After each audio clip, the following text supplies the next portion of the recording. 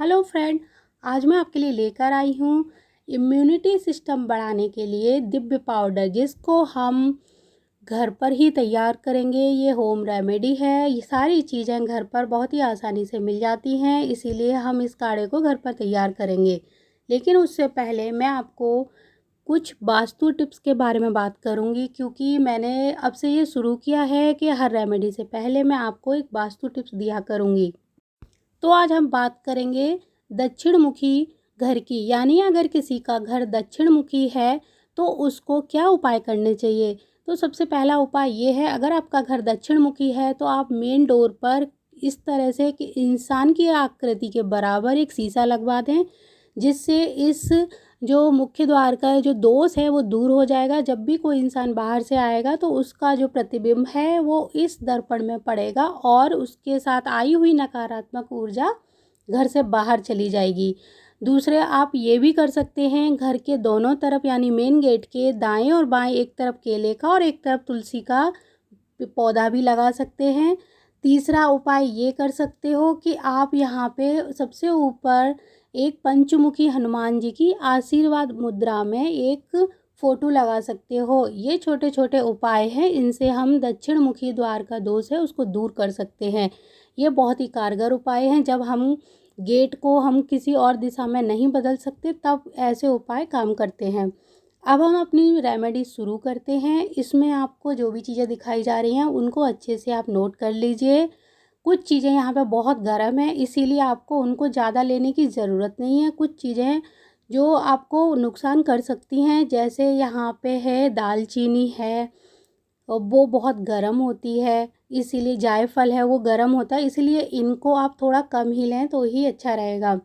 आप यहाँ पे गिलोय बहुत अच्छी मात्रा में ले सकते हैं, यानी उसकी जो डंडियाँ होती हैं उनको छोटे छोटे पीस में कट कर लीजिए। 1 कटोरी गिलोय ले लीजिए, 1 कटोरी नीम के, 1 कटोरी तुलसी के पत्ते। अगर आपके पास नींबू के पत्ते हैं तो आप उनको भी 1 कटोरी ले सकते हैं। 2 से 3 तेज़पात के पत्ते हैं, 1 चम्मच से 2 चम्मच आप काली मिर्च ले सकते हैं, 4-5 लौंग और एक छोटा टुकड़ा सौंठ का, थोड़ी सी दालचीनी, एक जायफल या आधा जायफल, वो आप देख सकते हो आपके घर का जो मौसम है, आपके यहाँ का एरिया का वो कैसा है। और 4 या 5 हमने बड़ी इलायची ली हैं। आपको याद रखना है कि अगर आप ठंडे एरिया में रहते हैं तब तो गर्म चीज़ों से कोई नुकसान नहीं है, लेकिन अगर आप किसी गर्म एरिया में रह रहे हैं तो गर्म चीज़ें थोड़ा सा, बहुत ज़्यादा ना डाल के थोड़ी मात्रा में इसमें डालें।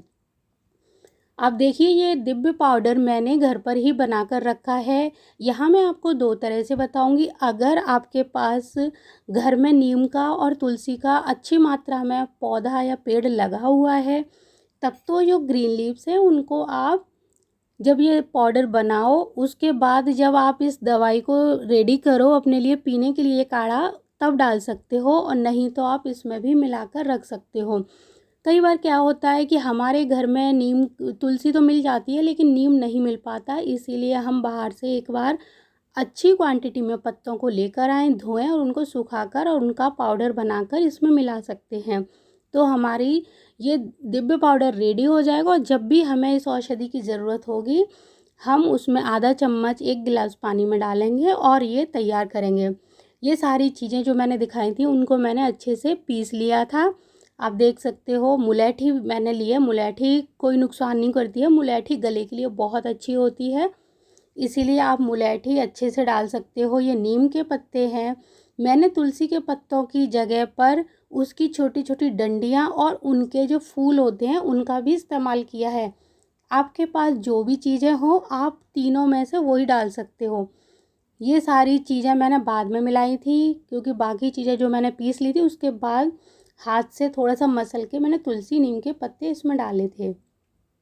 इनको आप अच्छे से मिला दीजिए, और आपको याद रखना है इसको एक कांच के जार में भरकर ही रखना है। आप इसको प्लास्टिक में ना रखें, नहीं तो ये जल्दी ख़राब हो जाता है।